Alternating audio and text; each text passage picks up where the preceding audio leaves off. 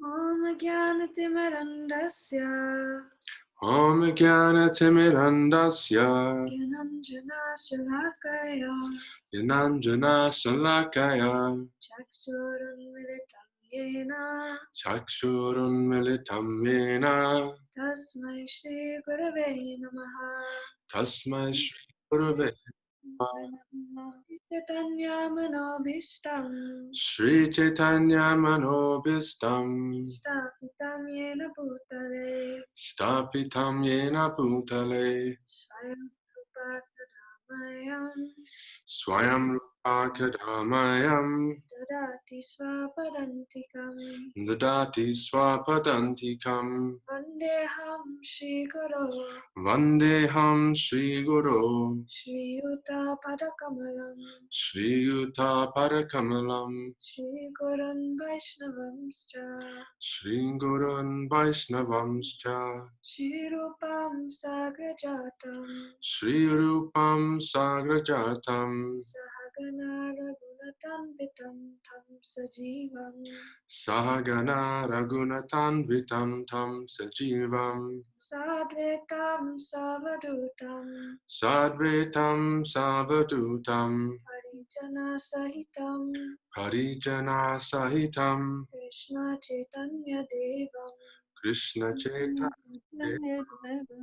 Shri Radha Krishna Padan Shri Radha Krishna Padan Sahagana Lalita Sahagana Lalita Shri Vishakanvitamscha Shri Visakanvitamscha He Krishna Karuna Sindhu He Krishna Karuna Sindhu Dina Bandho Jagatpate Dinabandhu Jagatpate Gopisha Gopika Kanta Gopisha Gopika Kanta Radha Kanta Namostute Radha Kanta Namostute Bhakta Kanchana Gorange Tapta Kanchana Gorangi Radhe Vrindavaneshwari Radhe Vrindavaneshwari Vrishabhanusute Devi Trishabhanu Sute Devi Pranami Hari Priye Pranamami Hari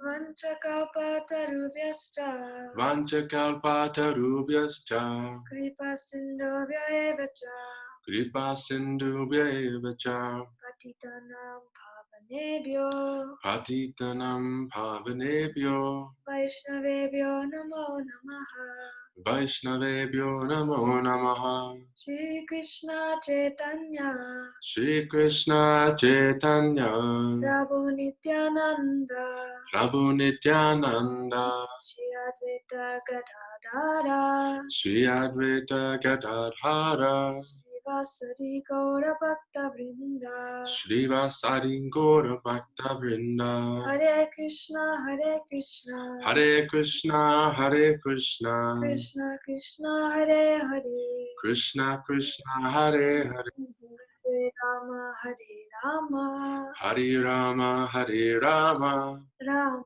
Rama Hare Hare Rama Rama Hare Hare Jai Haribo.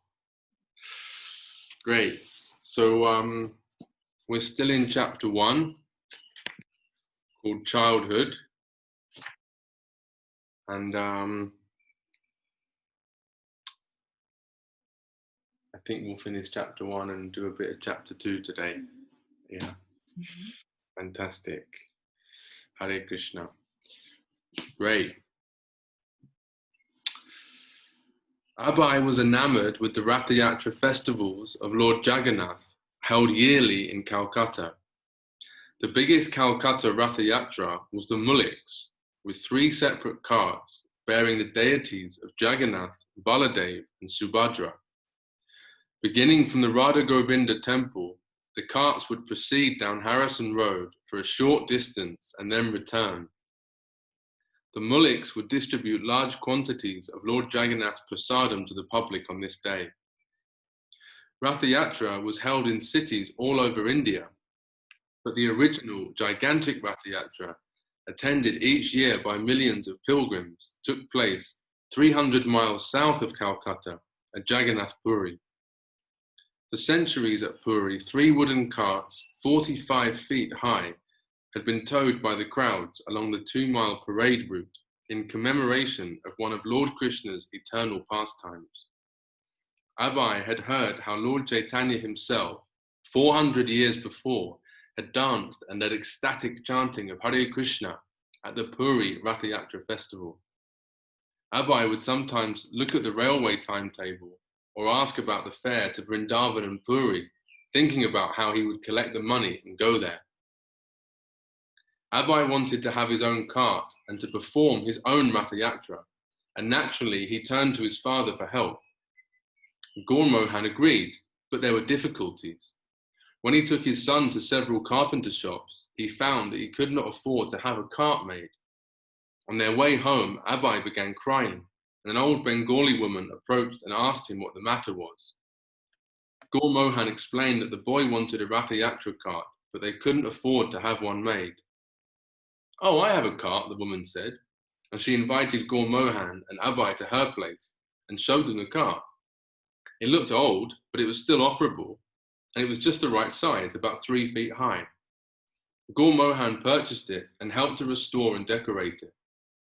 Father and son together constructed 16 supporting columns and placed a canopy on top, resembling as closely as possible the ones on the big carts at Puri. They also attached the traditional wooden horse and driver to the front of the cart. Abai insisted that it must look authentic. Gaur Mohan bought paints, and Abai personally painted the cart, copying the Puri originals. His enthusiasm was great, and he became an insistent organizer of various aspects of the festival. But when he tried making fireworks for the occasion from a book that gave illustrated descriptions of the process, Rajani intervened. Abai engaged his playmates in helping him, especially his sister Bhavatarini, and he became their natural leader. Responding to his entreaties, amused mothers in the neighborhood agreed to cook special preparations so that he could distribute the prasadam at his Ratha Yatra festival. Like the festival at Puri, Abai's Ratha Yatra ran for 8 consecutive days. His family members gathered and the neighborhood children joined in a procession, pulling the cart, playing drums and kartals and chanting. Wearing a dhoti and no shirt in the heat of summer, Abai led the children in chanting Hare Krishna and in singing the appropriate Bengali bhajan, Ki Kara Roy Kamalini. "What are you doing, Srimati Radharani? Please come out and see. They are stealing your dearmost treasure, Krishna, the black gem. If the young girl only knew, the young boy Krishna, treasure of her heart, is now forsaking her." Abai copied whatever he had seen at adult religious functions, including dressing the deities, offering the deities food, offering arati with a ghee lamp and incense, and making prostrated obeisances. From Harrison Road, the procession entered the circular road inside the courtyard of the Radha Govinda temple and stood a while before the deities. Seeing the fun, Gaur Mohan's friends approached him. "Why haven't you invited us? You're holding a big ceremony and you don't invite us? What is this?" "They are just children playing," his father replied. "Oh, children playing," the men joked. "You are depriving us by saying that this is only for children?" While Abai was ecstatically absorbed in the Ratha Yatra processions, Gaur Mohan spent money for 8 consecutive days, and Rajani cooked various dishes to offer, along with flowers, to Lord Jagannath. Although everything Abai did was imitation, his inspiration and steady drive for holding the festival were genuine. His spontaneous spirit sustained the 8-day children's festival, and each successive year brought a new festival, which Abai would observe in the same way. When Abai was 6 years old, he asked his father for a deity of his own to worship. Since infancy, he had watched his father doing puja at home and had been regularly seeing the worship of Radha Govinda and thinking, "When will I be able to worship Krishna like this?" On Abai's request, his father purchased a pair of little Radha Krishna deities and gave them to him. From then on, whatever Abai ate, he would first offer to Radha and Krishna, and imitating his father and the priests of Radha Govinda, he would offer his deities a ghee lamp and put them to rest at night. Abai and his sister Bhavatarini became dedicated worshippers of the little Radha Krishna deities, spending much of their time dressing and worshipping them and sometimes singing bhajans. Their brothers and sisters laughed, teasing Abai and Bhavatarini by saying that because they were more interested in the deity than in their education, they would not live long. But Abai replied that they didn't care. Once, a neighbor asked Abai's mother, "How old is your little son?" "He's 7, she said, as Abai listened with interest. He had never heard anyone discuss his age before, but now he understood for the first time. "I am 7. In addition to the education Abai received at the kindergarten to which he had at first been forcibly dragged, he also received private tutoring at home from his 5th year to his 8th. He learned to read Bengali and began learning Sanskrit.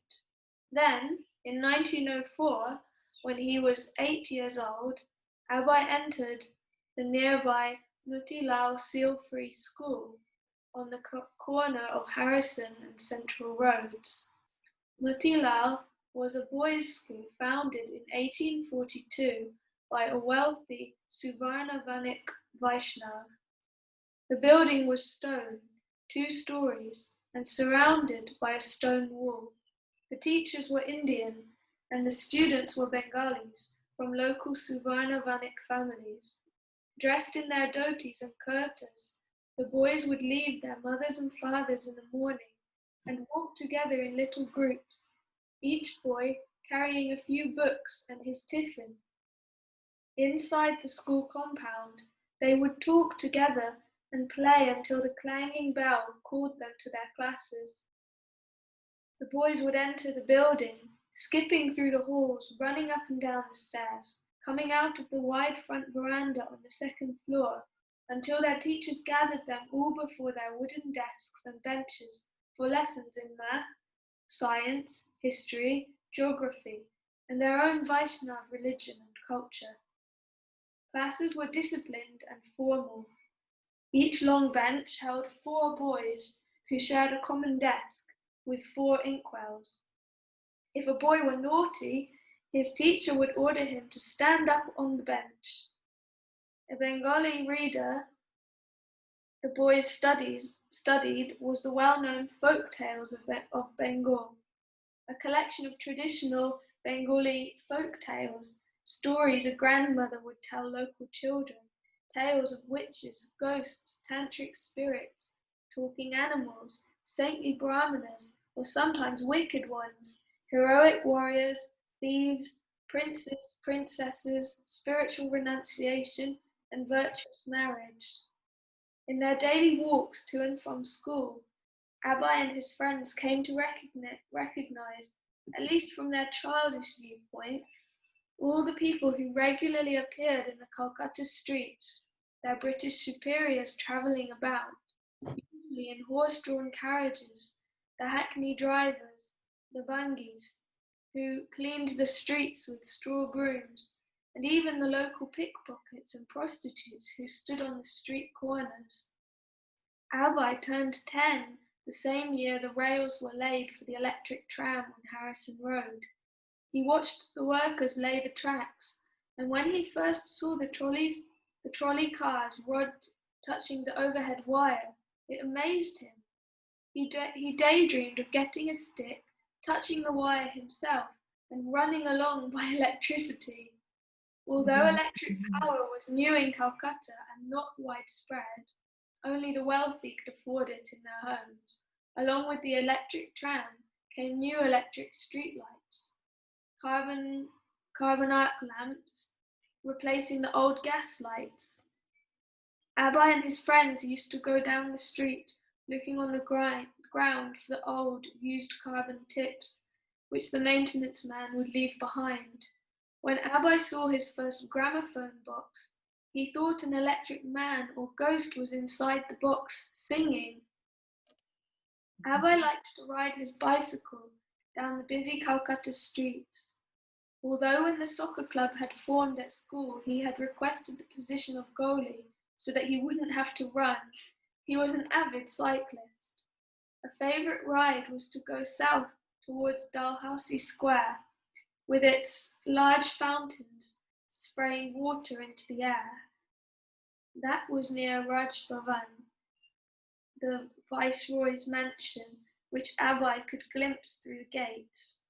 Riding further south, he would pass through the open arches of the Maidan, Calcutta's main public walk, with its beautiful green flat land spanning out towards Chaurangi and the stately buildings and trees of the British Quarter. The park also had exciting places to cycle past: the racetrack, Fort William, the stadium. The Maidan bordered the Ganges, known locally as the Hooghly, and sometimes Abai would cycle home along its shores. Here he saw numerous bathing ghats with stone steps leading down into the Ganges, and often with temples at the top of the steps. There was the burning ghat, where bodies were cremated, and close to his home, a pontoon bridge that crossed the river into the city of Howrah. At age 12, though it made no deep impression on him, Abai was initiated by a professional guru. The guru told him about his own master, a great yogi, who had once asked him, "What do you want to eat?" Abai's family guru had replied, "Fresh pomegranates from Afghanistan." "All right," the yogi had replied, "go into the next room." And there he had found a branch of pomegranates, ripe as if freshly taken from the tree.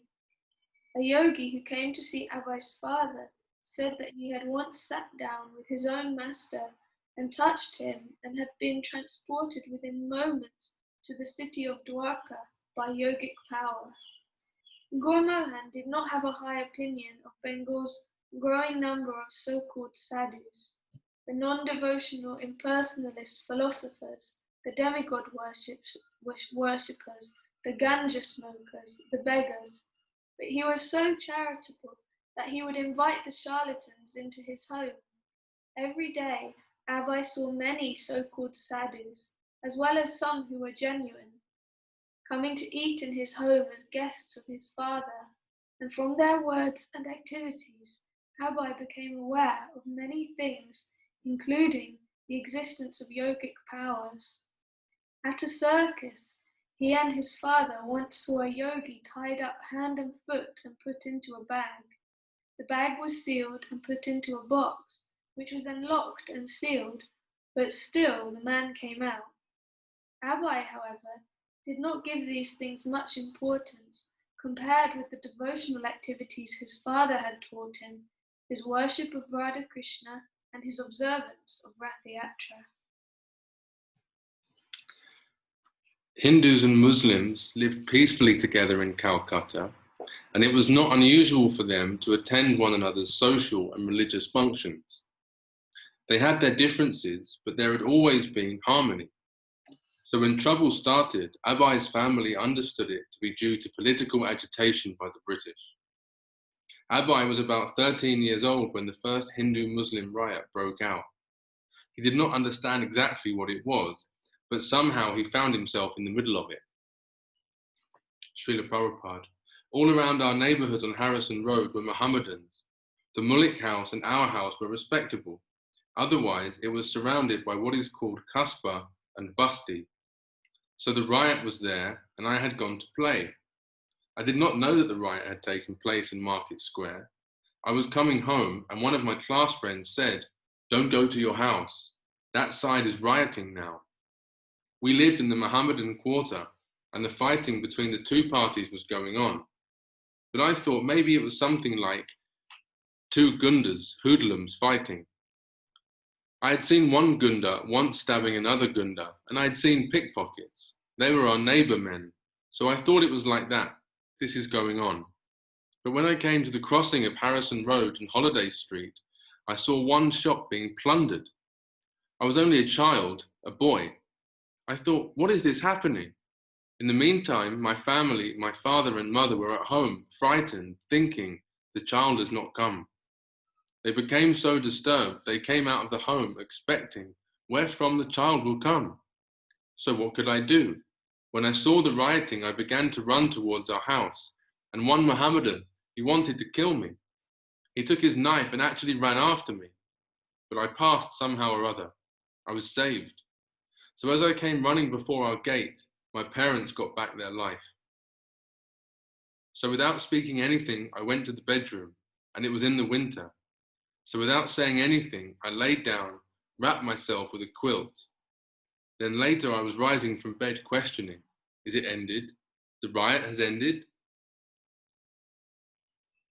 When Abai was 15, he was afflicted with beriberi, and his mother, who was also stricken regularly, had to rub a powder of calcium chloride on his legs to reduce the swelling. Abai soon recovered, and his mother, who had never stopped any of her duties, also recovered. But only a year later, at the age of 46, his mother suddenly died. Her passing away was an abrupt lowering of the curtain, ending the scenes of his tender childhood. His mother's affectionate care, her prayers and mantras for his protection, her feeding and grooming him, her dutifully scolding him. Her passing affected his sisters even more than him, though it certainly turned him more towards the affectionate care of his father. He was already 16, but now he was forced to grow up and prepare to enter on his own into worldly responsibilities. His father gave him solace. He instructed Abai that there was nothing for which to lament. The soul is eternal, and everything happens by the will of Krishna, so he should have faith and depend upon Krishna. Abai listened and understood.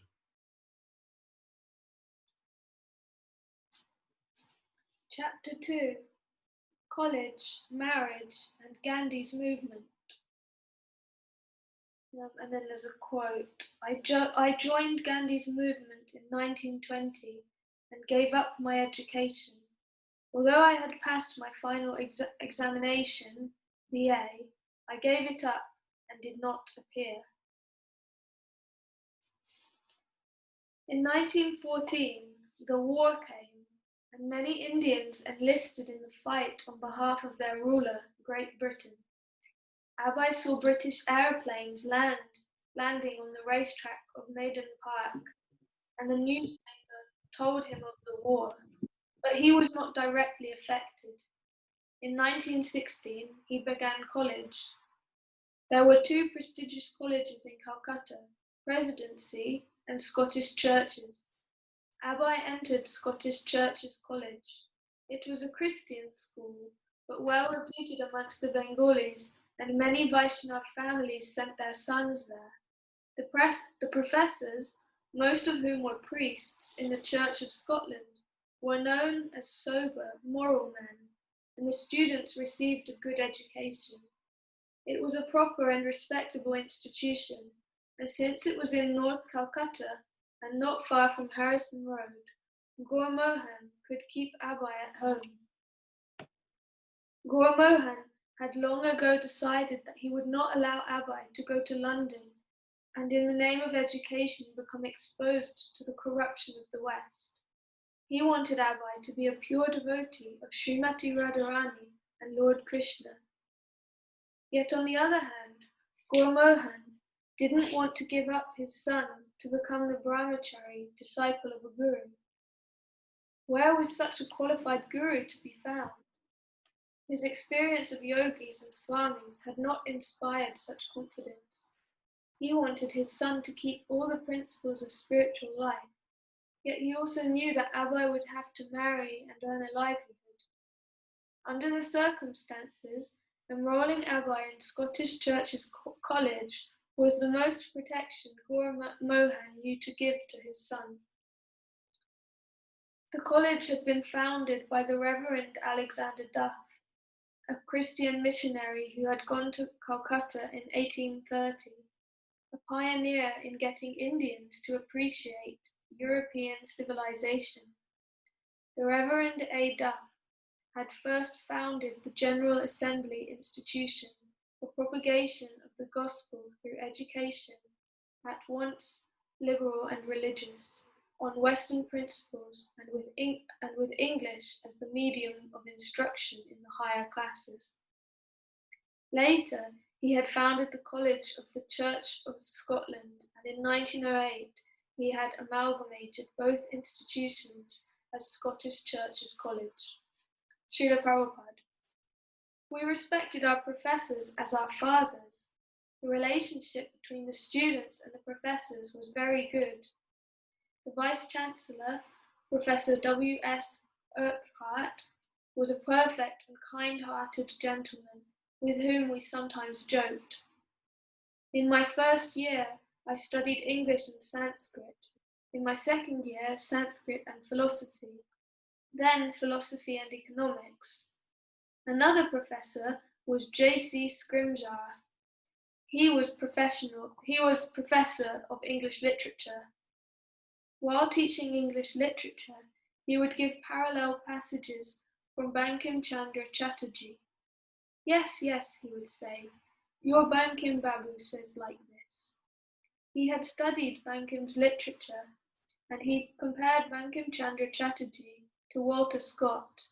In those days, Dickens and Sir Walter Scott were two very great English literary men, so he taught us those novelists, and the relationship was very nice. Abai became a member of the English Society and would recite Keats, Shelley, and other poets to his classmates.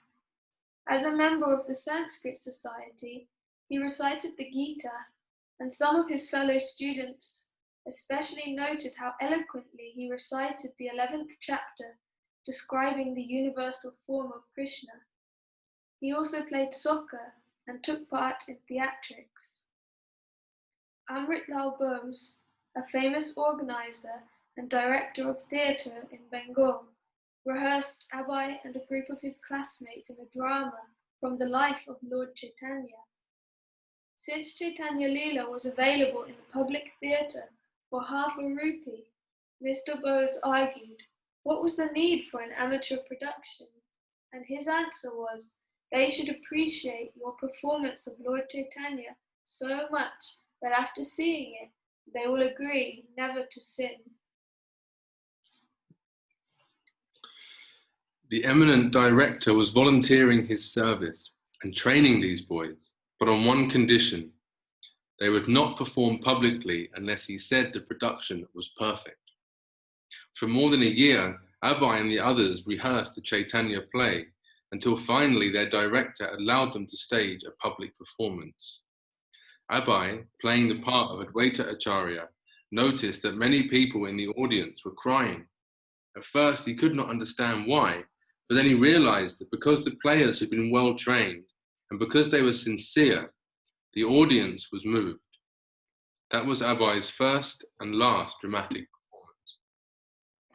Abai's psychology teacher, Professor Urquhart, gave evidence that women's brain weighed less than man's. His economics professor lectured on Marshall's theory that family affection is the impetus for economic development. In Sanskrit, Abai used a text by Rowe and Webb that described Sanskrit as the mother of all languages. While studying Kalidas's Kumara Sambhava in Sanskrit, Abai was impressed by Kalidas's explanation of the word Ndira, which means undisturbed or self-controlled. According to Kalidas, once, long ago, Lord Shiva was sitting in deep meditation. Because the demigods were at war with the demons, they wanted a commander-in-chief born from the semen of Lord Shiva. So the demigods sent a beautiful young girl, Parvati, to interrupt his meditation. Although Parvati worshipped Lord Shiva and even touched his genitals, he was not disturbed. His resistance to temptation was the perfect example of being Ndira. As at other British-run schools in India, all the European teachers at Scottish churches had to learn the local language. Once Professor Urquhart walked past Abai and a group of students as they were eating some peanuts and talking together. One of the students, speaking in Bengali, made a joke at Professor Urquhart's expense.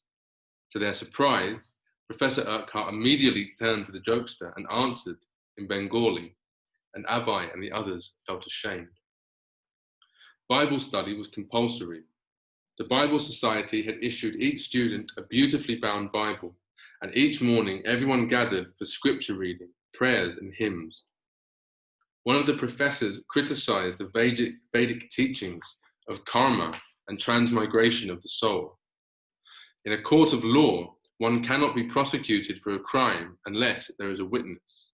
Similarly, he argued, although according to Hindus the soul suffers in his present life for the misdeeds of his past life, where is the witness to these misdeeds? Abai was displeased to hear this criticism, and he knew how to refute it, but being only a student, he had remained silent. Socially, he was inferior, and the student had little scope to challenge the professor.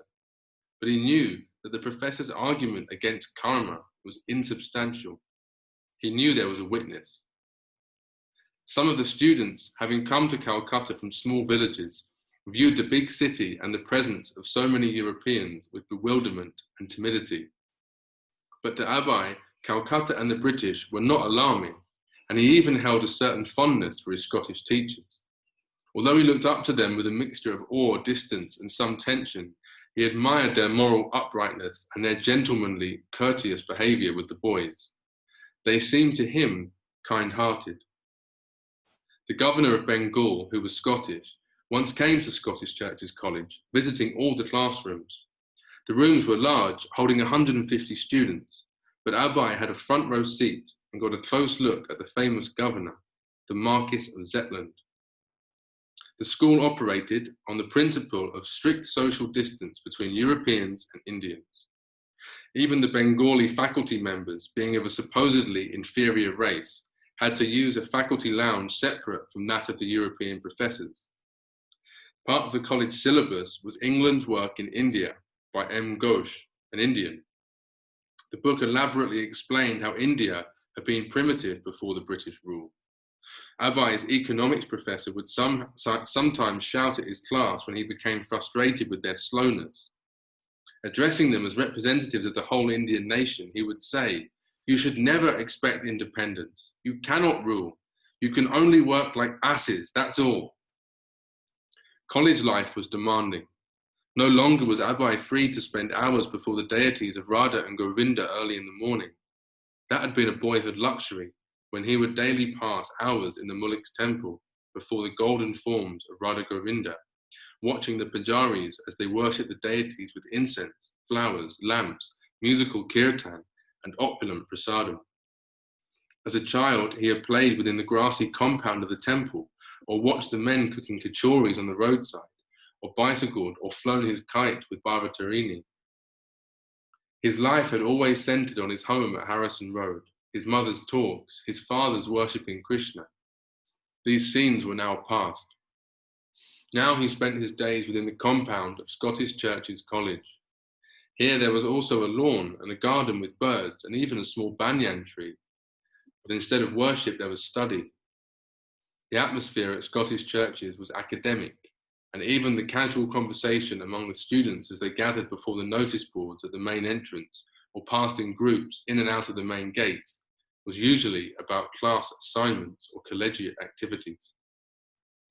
When Abai was not actually sitting side by side with his fellow students, sharing a classroom bench before one of the long desks that stood row after row in the lecture hall, when he was not looking attentively forward during the lecture of one of his professors, usually a reverend dressed in a European suit, speaking a Scottish brogue, and pronouncing words like duty as duty, when he was not actually in the classroom hearing their lectures on Western logic or chemistry or psychology, then he was at his homework assignments, sitting at a table amidst the bookshelves in the college library, reading from an open book or writing notes while the electric fans overhead rippled the pages, or he was at home with his father, sisters, and brothers, but reading his lessons or writing a paper for the reverend in the lecture hall. He had had to abandon worshipping the Krishna deity he had demanded his father give him years before. He had retired his deities to a closed box. Gaur Mohan was undisturbed that his pet son could no longer attend to all the devotional activities of his childhood.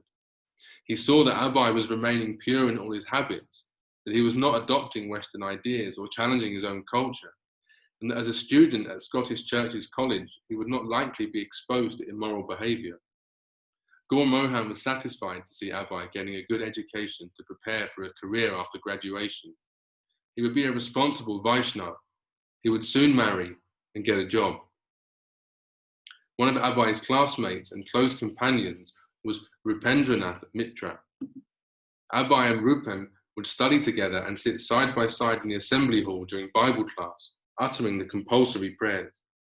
Rupen noticed that although Abai was a serious student, he was never enamored of Western education or ambitious for scholastic achievements.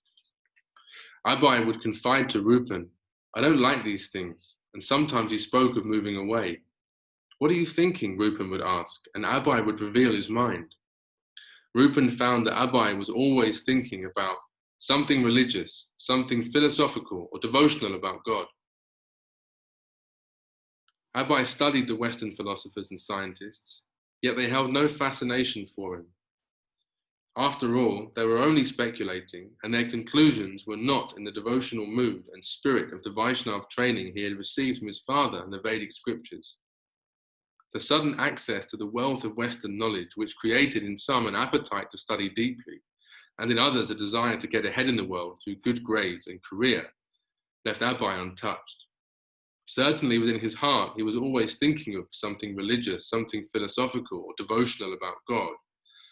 And yet, as a Scottish Church's college man, he gave his time and attention to academic life. One night, after his first year of college, Abai had an unusual dream. The deity of Krishna his father had given him appeared to Abai, complaining, "Why have you put me away in this box? You should take me out and worship me again." Abai felt sorry that he had neglected his deity, and he resumed his worship of Radha and Krishna at home, despite his assignments. Hare Krishna.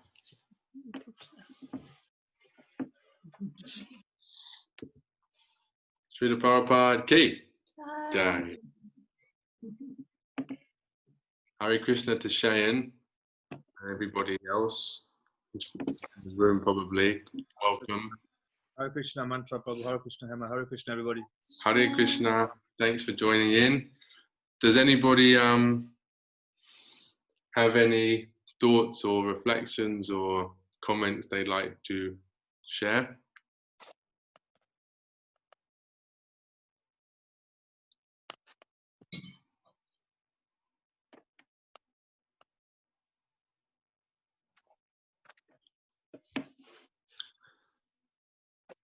And so thoroughly, and it's so lively. I mean, it looks like that we are there. I mean, while you were reading, Mataji was reading, I feel that I'm part of this story, as in that I'm physically present there. I mean, if you read it thoroughly, I mean, it's written so beautifully, I would say. Hare Krishna. Thanks, Ashim. Yes, yeah, we thought it's really absorbing, and it's almost like you're watching, you can see the movie. Like a movie. Yeah. Feels like the movie's playing out in your mind as you're hearing the sound. We were saying about the fighting between the Hindus and the Mohammedans, and the man's chasing Prabhupada and he's running home. You actually feel, oh, is he going to make it? Yeah, like that. Yeah, it's very nice. It's great. It really brings it alive. That it's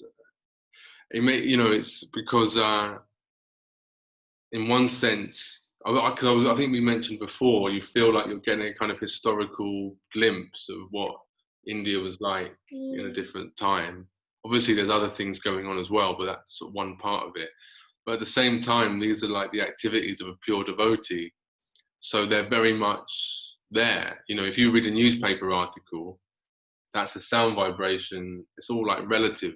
It's a sound vibration about something that happened yesterday, but which is no longer relevant, it's finished.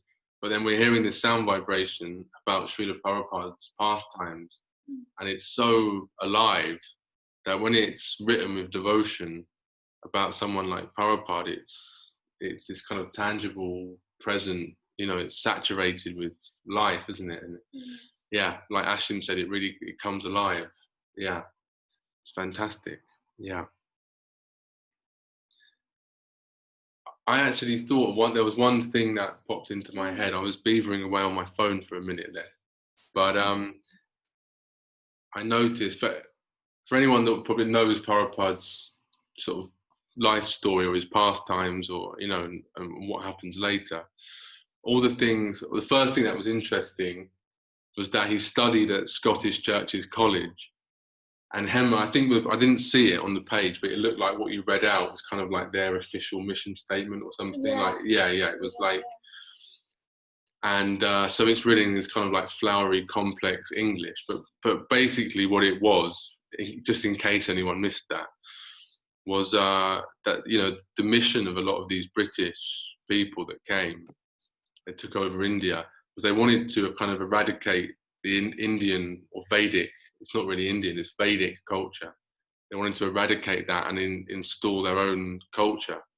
And part of the way they did it was through this education program, that you go to a place, set up a good school, and then you can educate their children. And often they have to convert to Christianity or whatever. But if not, you can just instill a different mood and different culture in them. So it's interesting that basically the Scottish Churches College, the aim of it was to eradicate, in part, to contribute towards eradicating Vedic culture. And what they did was they taught Srila Prabhupada English. And he then, sorry if I'm spoiling the outcome of this story, I don't want to ruin the ending for everyone, but he obviously then left and he went to London and America and practically everywhere else and destroyed their culture. And that destruction of that materialistic culture, obviously that's a work in progress. It's still happening now.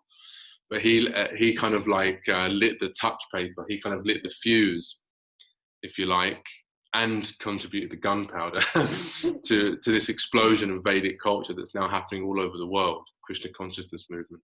So it's quite funny that Krishna's got a sense of humor, right? I always think of that. And what I didn't realize until we just read that he also learned, actually forget, but one of them was economics, English, he learned some philosophy, that was it, yeah. So he learned what all these Western philosophers were saying, how to refute all of their arguments. He learned economics, all these things that are actually part of the kind of Krishna consciousness package that he brought with him. He actually was educated in that. Krishna arranged, so you can see Krishna's hand in it, I was thinking. Yeah. Krishna's just really methodically and systematically arranging for Prabhupada to have all these experiences that then relay later on. And the devotees, once Prabhupada was talking to the devotees, and a lot of them, obviously in the early days, they didn't know Prabhupada very well. And he was just this kind of like sadhu in, saffron robes, this old Swamiji in his Indian robes and everything. So they thought he was just a kind of village boy from, somewhere in India. And at one point in a conversation with them, he recited the entire plot of The Merchant of Venice by Shakespeare in like loads of detail. And everyone was just sort of like, what the hell is this? Where is he from? What is this guy put in front of, they couldn't, he's actually very well educated. And Prabhupada had this phrase, simple living and high thinking. That's Krishna consciousness. Simple living and high thinking, that we reduce our material necessities or even desires, and we only really just take what is necessary to keep the body and soul together, and then that frees us up, our mental, our financial, whatever, it frees us up to then be able to spend time contemplating the deeper truths of life. And I don't know, he mentioned that he studied some poetry. And so Prabhupada had this phrase, I saw it, a devotee shared this quite a while ago, and Prabhupada had this phrase, simple living and high thinking. And there's a poem by William Wordsworth, and the poem's just called Written in London, September 1802. That's the name of the poem. And it says, "O friend, I know not which way I must look for comfort, being as I am oppressed. To think that now our life is only dressed for show, mean handiwork of craftsman, cook or groom. We must run glittering like a brook in the open sunshine, or we are unblessed. The wealthiest man among us is the best. No grandeur now in nature or in book delights us. Rapine, avarice, expense, this is idolatry, and these we adore. Plain living and high thinking are no more. The homely beauty of the good old cause is gone. Our peace, our fearful innocence, and pure religion breathing household laws. So I saw one devotee online, he was saying maybe Prabhupada had read this poem because he studied Wordsworth. Yeah, I heard that before as well. So People said that. yeah, but I don't think there's any reference from Prabhupada saying it. But certainly that poem, I always think, conjures up. Now, if you read that poem next to what we've read in the last couple of chapters or whatever, there's that, it's an old world that's past now. Of people, you know, men who just go to work, they live locally, they work locally, they earn a bit of money and go home to their family and just worship God and, you know, live a simple life, studying script, reading scripture and worshiping God together. And you go to bed at night and get up and, you know, finished now. That's like an old thing. But it was there. So Prabhupada knew that. He was brought up in that culture and he remembered that culture. And so he kind of brought it with him. Yeah, I thought that was nice. Sorry about that. I went on a poetry reading there. I don't know if anybody else has anything they'd like. Yeah, I just wanted to say something. Sorry, I realised I've been unmuted all that time. I hope you didn't get any background noise from me. I didn't notice anything. I didn't notice. No. Yeah, no, it's beautifully written, like we said before, and thank you for reading it so beautifully as well. Yeah, it was just lovely. But what I was thinking just now was just his traits of his personality that comes through, and you forget how young he was. All these tales are being told, you know, the respect he had for his teachers, the humility, even though he knew the answer about karma, he didn't say, you know, as a young teenage boy, when normally teenage boys are really kind of, they want to know what my brother was like, you know, they're bright and then they want to catch their teachers out, and he didn't, you know, the respect he had and the devotion from so young. It's just so lovely to see all those traits in such a young child, and you see why he became the person he did and made the difference he did in the world. Lovely. Beautiful. Thank you, Bhavani. Hare Krishna. Yeah, thank you. Yeah, I know I went to an all-boys school, and reading that is like reading like foreign language to me, because that's not how we treat our teachers. So I'm reading that and I'm thinking, wow, yeah, I mean, if you've got a brother, you'd know, but I was thinking, yeah, that is really out of the ordinary. Yeah. Yeah, it's very kind of like cultured and gentlemanly way of being, you know, which is, and actually a lot of people that met Prabhupada, you know, he attracted a lot of people to him. And you hear this, you can meet this, some of his pastimes. He meets, you know, he goes out on a morning walk and he'll meet a street sweeper or a local policeman, or I don't know, it could be anybody, you know, and he'll just get chatting to them. And he's just got this cultured way of being able to deal with people in the right way. There's a certain way of relating to your teachers. There's a certain way of relating to your peers. There's a certain way of a man relates to a woman, and there's a way of doing things which is kind of cultured and which brings out the best in each other. And so Prabhupada kind of was expert in that. That art. Yeah, it's an art, yeah, of how to relate to each other, which again we don't really have now. No one really cares, you know. People call their teachers by their first names, and you know, it's just like it's all kind of gone. And I remember in my school we had to stand up when the head teacher walked in the room. Whenever the head teacher walked in, to your classroom, the whole class had to stand up.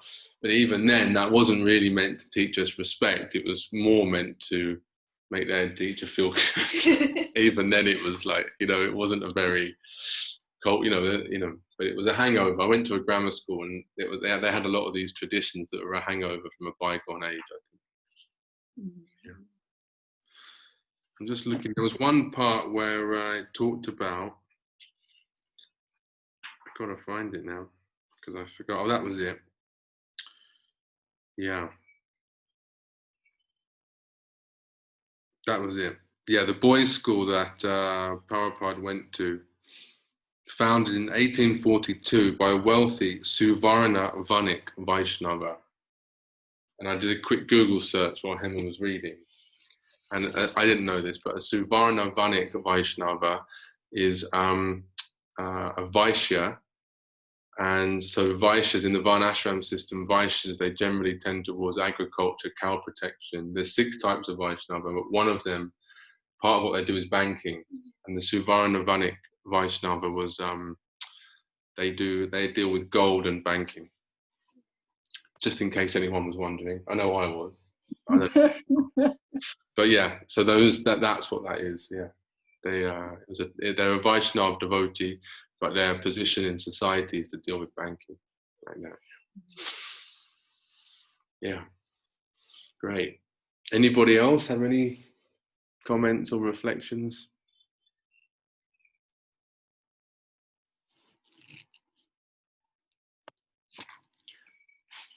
I thought this chapter, we're on chapter 2, I'll say one last thing. It's where Prabhupada gets into the whole Ghandi thing. Yeah. So that's really fascinating, but very interesting, I thought, especially given the current climate that we're in now, that he to some extent, he lived in a place of racial segregation.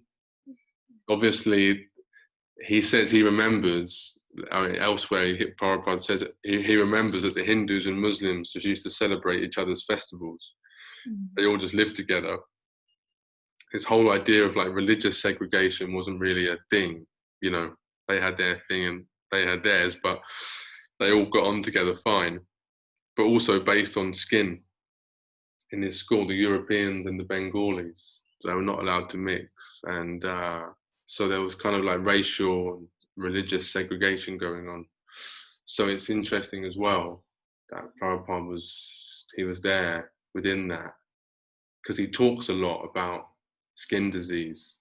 Yeah. Prabhupada calls it skin disease. That's the main disease we have. Is that everything is based on just color of skin, you're French or German or African or whatever. And obviously our identity isn't based on skin. So it's interesting now also to see that, that will play out. It feeds in later on to Prabhupada's mission. And then when you do hear him speak about these things, you're thinking, well, no, he actually lived in it. He's not just some guy who's just, if he is just speaking Bhagavatam, that's also okay. Because the Bhagavatam's authoritative. But yeah, I was just thinking, actually, Prabhupada's been there and done it. He's like a Calcutta boy, he's lived in the city and he's been around the block and he knows it all, Yeah. Yeah. Fantastic. Okay, I don't know if anybody has any other comments or if we wrap it up there. Hema? No, I think we covered everything that I sort of thought at the time. Okay, we can speak now or hold our peace for one more week. Okay, great. So we'll leave it there, I guess. And then next week we'll get into Prabhupada and Ghandi. Bit of Ghandi next week. Brilliant. Fantastic. So if you know anybody who wants to join these readings, do let us know, or let them know. You can send them the link. And I'll put this onto Facebook this evening for anyone who wants to watch it or listen. And I've just made a YouTube playlist as well. So week by week, we'll put the whole, I don't know how many weeks it will take us, but I'm looking at that. I don't know how many weeks it will take, but we'll put it up on YouTube. So if anyone else wants to join, by all means invite them to the Facebook group or anything. And we'll see everyone in a week's time. Brilliant. Okay, Srila Prabhupada ki jai, Vaishnav Sadhu Sangha ki jai, Nitai Gaura Premanande, Hari Hari Bol. Hari Bol. Hari Bol.